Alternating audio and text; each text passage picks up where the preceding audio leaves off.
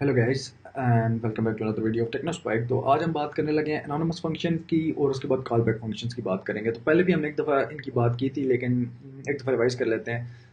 अब देखो, anonymous function वो होते हैं जिसका कोई नाम नहीं होता। फॉर एग्जांपल, अगर आप देखो इस क्रिएट सर्वर के अंदर मैंने एक फंक्शन पास किया हुआ है। अगर ये आप देख सकते हो फंक्शन बना हुआ है, लेकिन इसका कोई नाम नहीं है। जिस फंक्शन का कोई नाम नहीं होता उसको हम एनोनिमस फंक्शन बोलते हैं। उसी तरीके से कॉल बैक फंक्शन वो होता है जब एक function as a parameter pass होता है किसी भी और फंक्शन को। मतलब ये कि पहले ये फंक्शन कॉल हो, इसके अंदर जो ऑपरेशन है वो परफॉर्म हो, एट द एंड वो वाला फंक्शन रन हो, तो इसको हम कहते हैं कॉल बैक फंक्शन। तो इन दोनों को जो है ना अभी जल्दी से देख लेते हैं। सबसे आपको क्लियर हो जाएगा, पैगाम हो जाए। इसको बैक स्पेस करते हैं। नॉर्मल हम एक फंक्शन कैसे बनाते हैं, फंक्शन लिखते हैं, फंक्शन का नाम रख लेते हैं सम।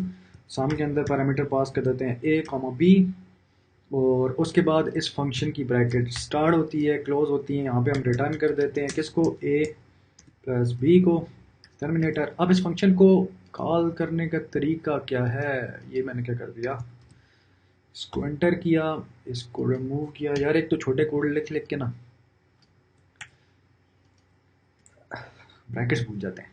अच्छा, तो इस रिटर्न ए प्लस बी को खत्म कर दें। इस फंक्शन को कॉल करने का तरीका क्या है, सिंपली अगर मैं इसको कंसोल लॉग करवाना चाहूँ तो मैं कैसे करूँगा, कंसोल डॉट लॉग, और इसके अंदर मैं क्या पास करूँगा, सम। और सम के अंदर मैं कोई भी वैल्यू पास कर देता हूँ, 10, 20 कर देते हैं। इसको करेंगे जल्दी से सेव और कोड को करेंगे रन। तो आप देखो कि आपको 30 आंसर मिल रहा है। अब इसको अगर मैं कॉल बैक फंक्शन बनाना, बल्कि पहले इसको अनोनिमस फंक्शन बनाते हैं, तो मैं ऐसे करता हूँ, इस फंक्शन का नाम यहाँ से उड़ा दूंगा।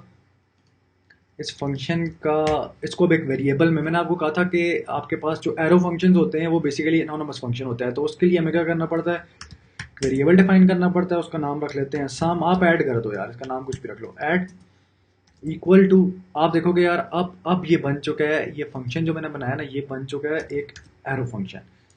और अगर आप इसको भी रन करोगे तो ये आपको क्या देगा, एरर देगा। अब आप बोल रहे हो कि अगर हम इसको यहाँ पे सम की जगह ऐड कर दें तो क्या होगा, तो ये सही वैल्यूज आपको करके निकाल के देगा, क्योंकि ये एक एनोनिमस फंक्शन है।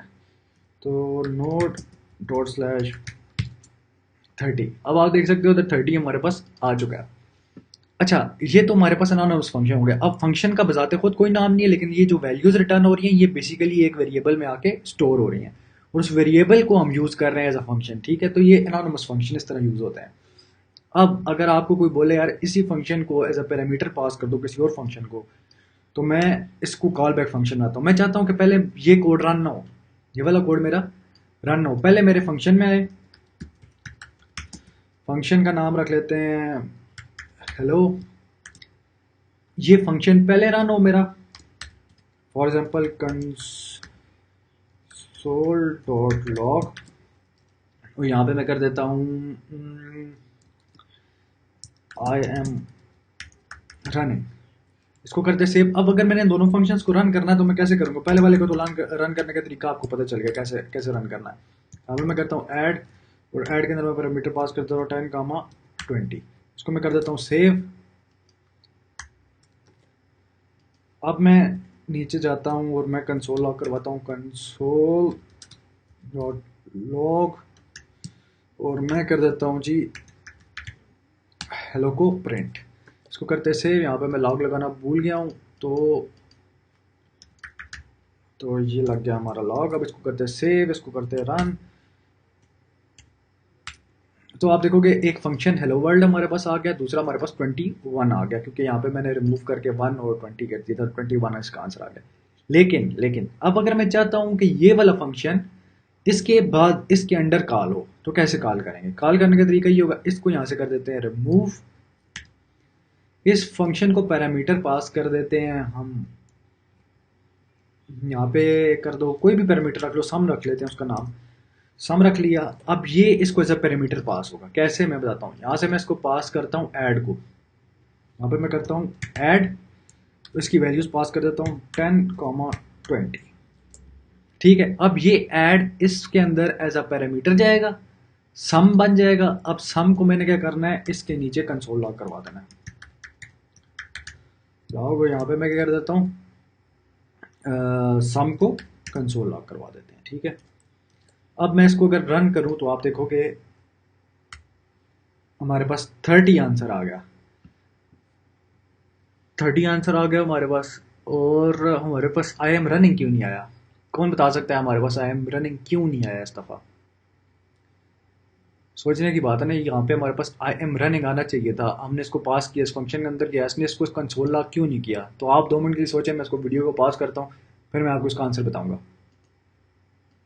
तो यार सबसे पहले तो आप देखो, मैंने कोड में गलती की थी, मैंने उसको पैरामीटर ऐसा पास किया ही नहीं। यहाँ से क्या करना था आपको, कंसोल डॉट लॉग, इसके अंदर अब आपने हेलो को कॉल करना है, और हेलो के अंदर आपने ऐड को, और ऐड की वैल्यूज जो भी आप देना चाहते हो 10, 20। अब ये फंक्शन रन करेगा कैसे?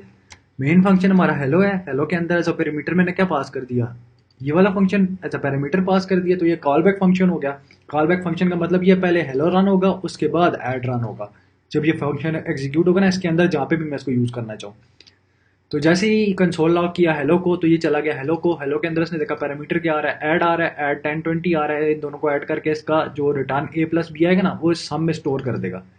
फिर जैसे ही मैं console log I am running करूंगा, तो आई एम रनिंग प्रिंट होगा, और उसके बाद दूसरे नंबर पे हमारे पास कंसोल लॉग ये हो जाएगा। मैं आपको बता देता हूँ, तो आप देखोगे आई एम रनिंग 30 अनडिफाइंड। ये अनडिफाइंड क्यों आता है मैंने आपको बताया, क्योंकि ये फंक्शन कुछ रिटर्न नहीं करा। अगर मैं यहाँ पे लिख दूं